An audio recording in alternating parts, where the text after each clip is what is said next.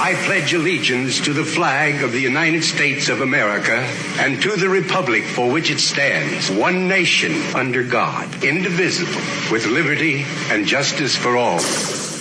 Welcome to the Vietnam Veterans News Podcast. News of interest about Vietnam veterans from a Vietnam veteran.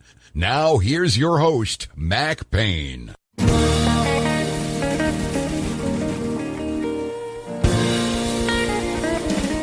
This is Mac Payne here with episode 1732 of the Vietnam Veteran News Podcast. News about the Vietnam War and the brave veterans who served there, as told to you by yours truly, a Vietnam veteran. In this episode, we are going to salute the 11,000 women who served in Vietnam. It's about time. You hear about Vietnam veterans all the time, but you very seldom hear about the women who served in Vietnam. Most of them were working in medical services, but they all did a great job, and they need some recognition, and that's what I'm going to do on this podcast today. But first, before we get into that very important topic, I was just wondering if you're getting kind of bored these days. Right now, on this May the 1st, 2020, a lot of people are locked in their homes so they don't catch this bad virus that's running around. It's almost as bad as the Hong Kong flu that hit the country back in 1968. If you are looking for something to do that is fun and rewarding, you might take a look at what my good buddy Martin Reed does. Martin has been building boats in his backyard for many years. He builds everything from canoes to cabin cruisers. He has even built one of those Viking ships. Not nearly as big as the one that the Viking Ragnar Lothbrok used to go over to England and kill all those unarmed monks in a monastery there and steal all their silver candle holders. But he built a miniature one that looked just like it. You could go out on the lakes and the sea just like the Vikings did. Martin really enjoys boat building. He's collected 518 boat building plans. He's also made 40 videos about him building boats of different kinds. According to what he says about it, it is a wonderful hobby to take up. Not only do you get the satisfaction of building something, but then you can use it. Take it out to the lakes and the rivers and paddle around in it, or put a motor on it and go. Or build a Viking boat and get a bunch of your buddies to serve as oarsmen. Go on long trips. If you would like to find out more about Martin Reed's boat building program, all you've got to do is go to the podcast website, VietnamVeteranNews.com. Right over there in the upper right sidebar, you will see a little widget over there that says 518 boat plans. Click on that. You'll see a picture of Martin himself and all the plans that he has. I highly recommend it. If you're looking for a fun project to help keep you busy, that's the place to do it. Let's get back to the subject at hand here, and that is the 11,000 women who served in Vietnam. They did a very good job over there, and I, for one Vietnam veteran, appreciates it. Every hospital I would go into over there in Vietnam, like the 85th Evac up at Phu Bai, there would be nurses all over the place taking care of the wounded soldiers. And I appreciated that. Other people appreciated it too. There was a story in the Santa Fe News out in New Mexico titled A Journey of Remembrance, Glenna Goodacre's Vietnam Woman's Memorial Sculpture. This is a story about some very dedicated ladies who did not let obstacles get in their way. They got her done. You would think it would be a no-brainer that the leadership up in Washington would gladly, with open arms, support a move to honor the women who served in Vietnam. But if you assume that, you would be dead wrong.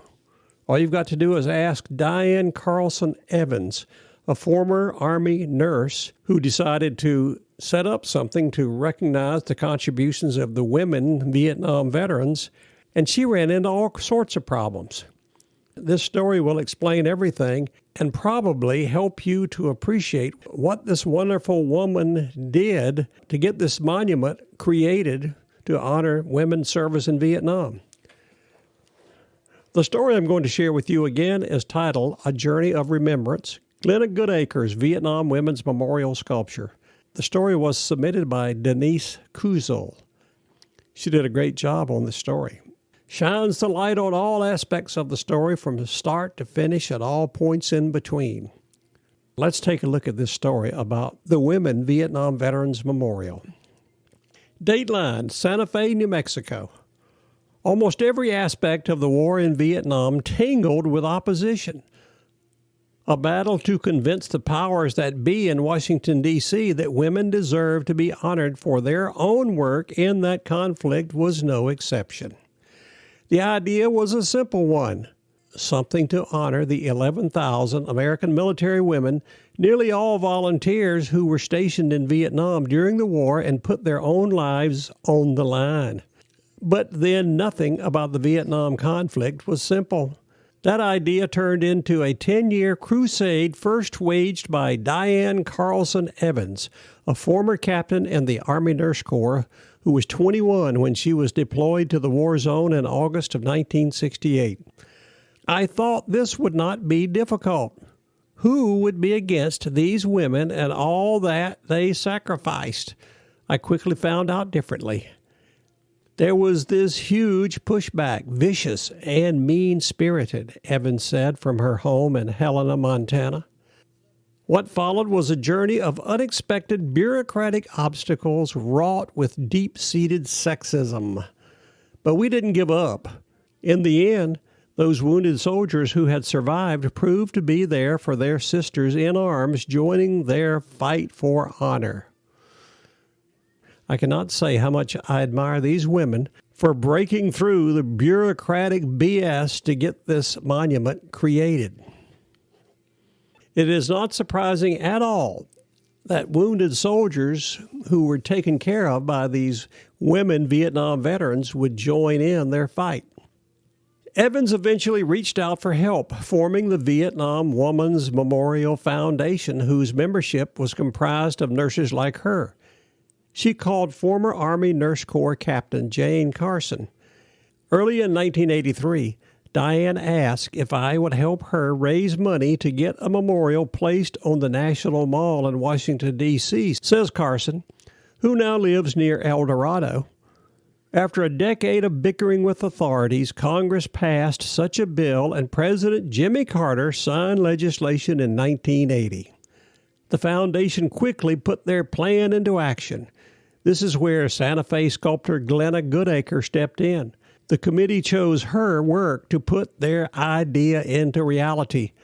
Glenna was the kind of person you immediately love, says Evan, who served in the Army for 6 years. Joyful, a wonderful sense of humor.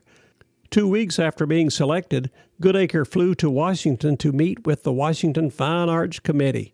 She brought along a 24-inch maquette, a clay likeness of 4 figures she envisioned the final project would portray. Glenna walks in, poised, elegant, beautiful, just Glenna, with this wonderful cheerfulness about her. But then, before she could even speak, the head of the seated figure of a nurse fell off and rolled onto the floor. Don't you hate it when that happens? Evans paused for a breath. Glenna immediately puts her hand on her hips, looks up at us and says, "Doesn't that beat all?" She reaches into her pocket, pulls out a bunch of toothpicks, and places that head right back on, immediately disarming the entire gathering. She told us that she spoke with some women who had served in Vietnam and said the setting is sandbags. From what I read about Vietnam, there were sandbags everywhere. Glenna said she included the figures of a wounded soldier being cradled by a nurse because for those of us women who went to Vietnam, about 85 to 90% were nurses tending to these soldiers. Goodacre's soldier had a field dressing covering his eyes.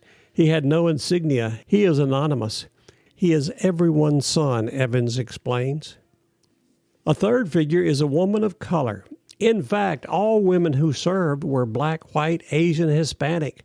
This woman is looking up to the sky, looking for the helicopter or God, because for the wounded, the helicopter was God. It was their savior. Soldiers called us their angels. The fourth figure is a kneeling woman who reflects the anguish and futility of war, Evans says. She looks the way we felt at the end of the day. She is holding an empty helmet. After completion, the 2,000-pound bronze statue, which stood 6 foot 8 inches high, was loaded onto a flatbed truck in Santa Fe's PERA parking lot to begin a 21-day journey to the National Mall in Washington, D.C. Along the way, it stopped at Goodacre's hometown of Lubbock, Texas, the Mall of America in Minnesota, and other public gathering spots. Glenna Goodacre was a young mother raising 2 kids, explained Dan Anthony, who was her studio assistant and manager for 33 years. She was shocked and moved by the lady Vietnam vets she met. They were just kids, volunteers who were put in charge of these lives. She wanted to show all the emotion, sadness, and drama in the statue. We had Vietnam vets who dropped by the studio, and they would tell stories, and some would push a wad of clay into the sculpture as they talked. The Santa Fe resident says that after the statue was loaded onto the truck, a bunch of American Indian vets from different tribes, including a couple of Navajo code talkers, showed up.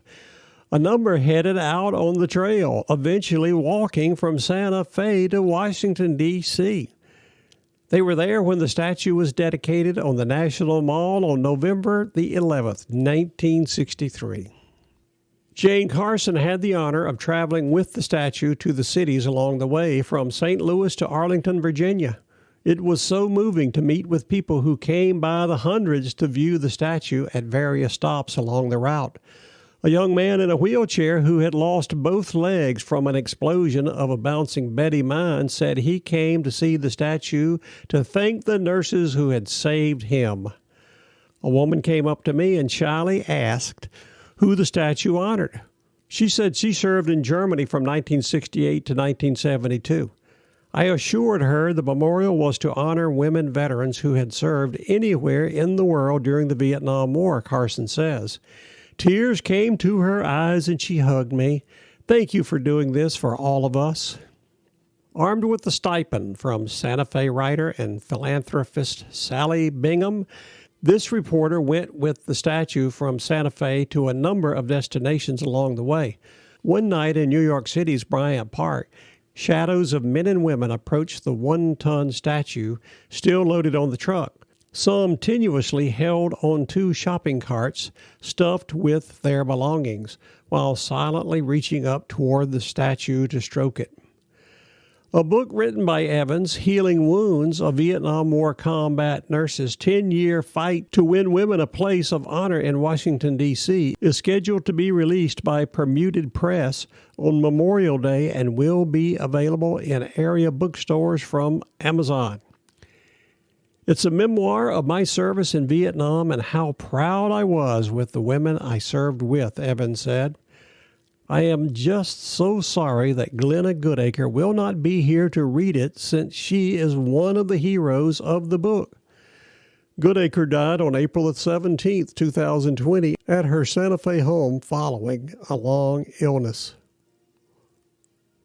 That is the story of the monument that was created to honor the 11,000 women who served in Vietnam. I highly recommend the next time you go to Washington, D.C., go out there and check out that monument. They deserve all the appreciation we can give them. They did a wonderful job over there in Vietnam. I, for one Vietnam veteran, greatly appreciate it. Also greatly appreciate and admire the work done by Diane Carlson Evans and her associates in getting this monument created in the first place.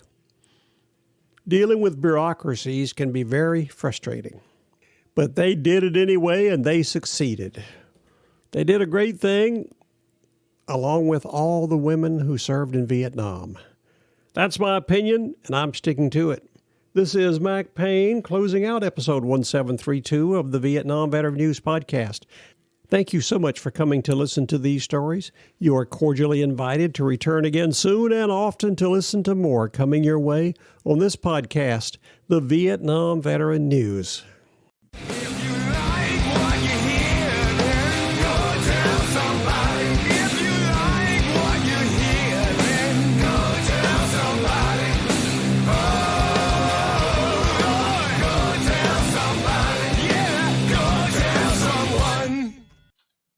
How about that? Ain't that a mess?